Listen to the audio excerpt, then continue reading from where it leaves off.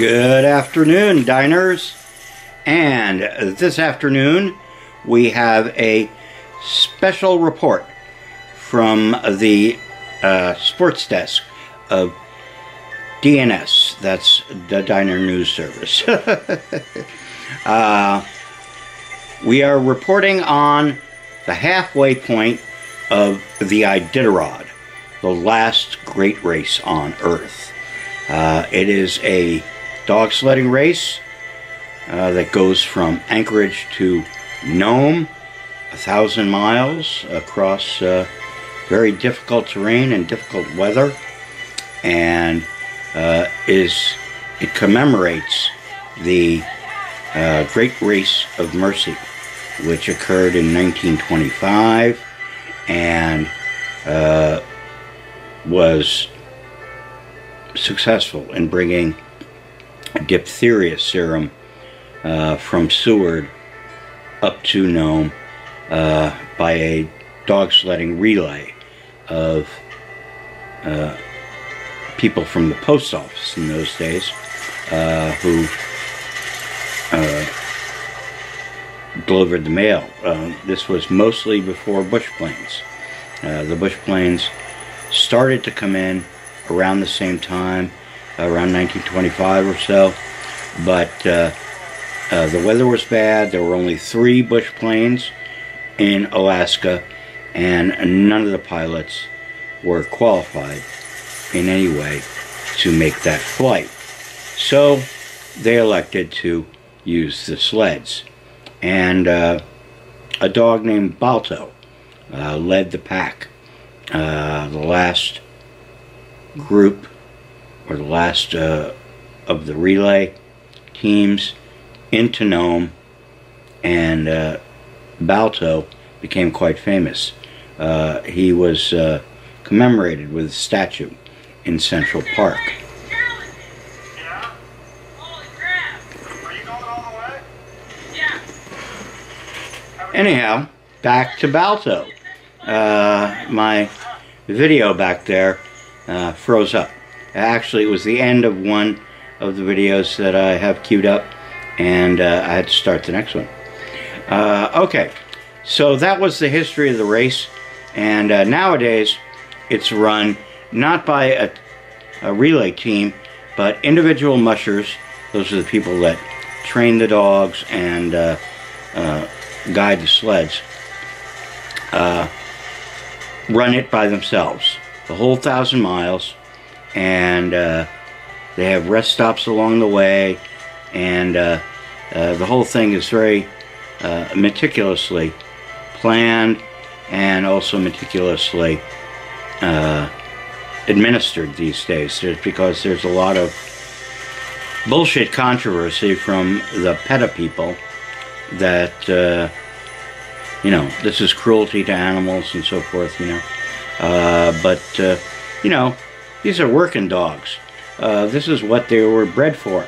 And in fact, this particular breed would have gone extinct if it had not been for the Iditarod.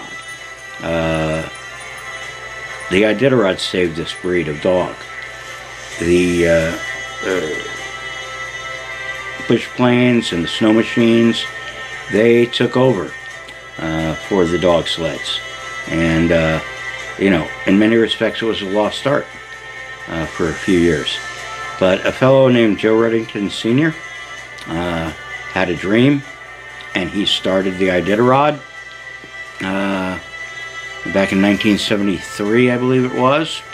And this is the 47th running of the event. And there are some veterans in there that have been in there for 35 runnings of the Iditarod. Martin Bucer, for instance, has done 35. And I think Linwood Fiedler also may have done in the same neighborhood. Real veterans of the sport. But this year, we have a battle going on, a real battle between 2 young mushers, Joar Leifset Ulsom and Nicholas Petit. Joar originally hails from Norway.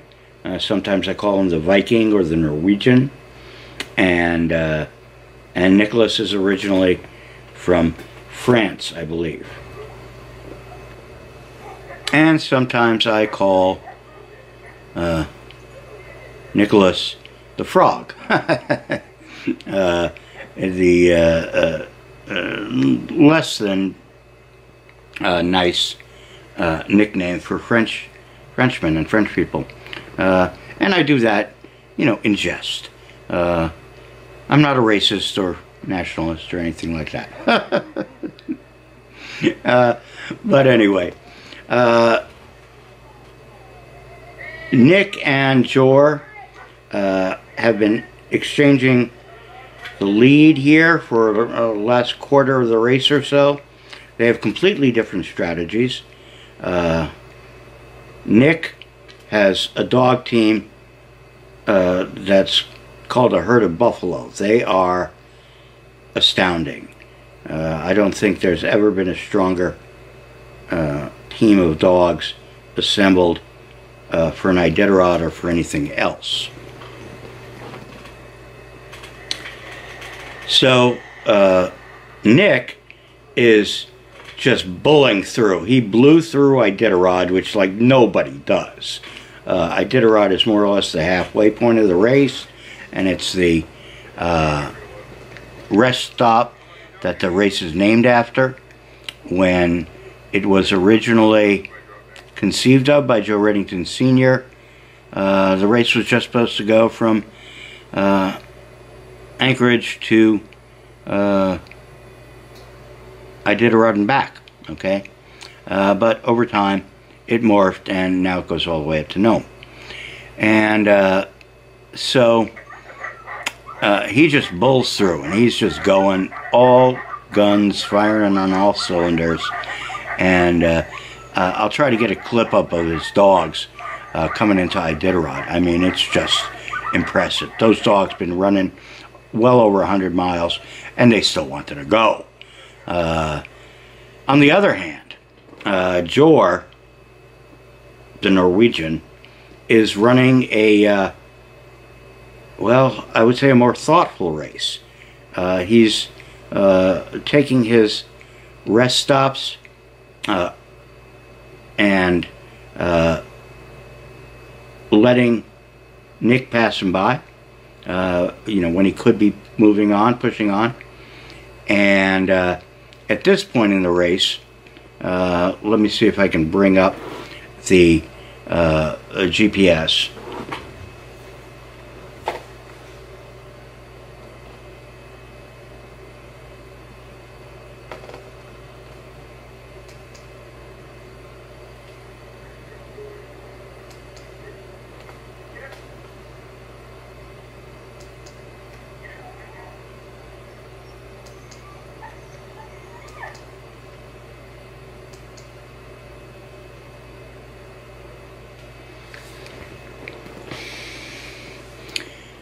Okay, at this point in the race, they're out of Iditarod. They have a 24-hour rest period that they're required to take about halfway through the race, and there are three rest stops that you're allowed to do that.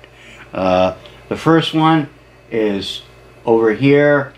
It starts with an S. I don't know. Oh, SKG Shagaluk. Okay, that's Shagaluk. That's one. And Joar took his rest area there. He was ahead of Nick at the time, and Nick bypassed him and took his. Well, he didn't take his rest at ANV. He pushed on, and he's going for Grayling, which is the last of the spots you can take the 8 hours, or the 24, no, 8, the 8 break. So he's going to go up there and take his break, and Joar is behind him by about, at the current time, 17 miles. At their rate of speed, that's probably 3 or 4 hours behind him. And it looks like Nick will make Grayling first. And there's a trophy if you get to Grayling first.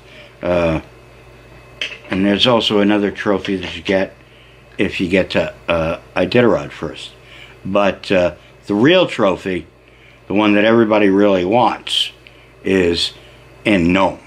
And coming in first there. Coming in first in Iditarod and coming in first in Grayling, that just doesn't cut the mustard. Okay? Especially not as far as the big money is concerned. Well, big money as mushing is concerned. It's chump change if you talk about the NBA or something like that, or NFL. And so Joar has already taken his 8 hours, and it's hard to say what he'll do in Grayling, whether he'll push through or take another break there when Nick takes off. So we'll see. And like I said, it's about halfway through the race. They have another 500 or so to go, 500 miles, and then it's anybody's game still. They have the Bering Sea, and they have the Yukon River to follow here with different kinds of conditions. There's some snow and possible blizzard conditions along the Bering Sea. So it will be exciting, at least for us, those of us who follow mushing and the Iditarod. So I'll be back with another story about the Iditarod when it's over, and we have a winner. And I won't tell you who I'm rooting for, but whoever wins, everybody wins, because this is the last great race on Earth. And that's all the sports doom. This time until next time, here on the Doomstead Diner. We'll see you later, folks.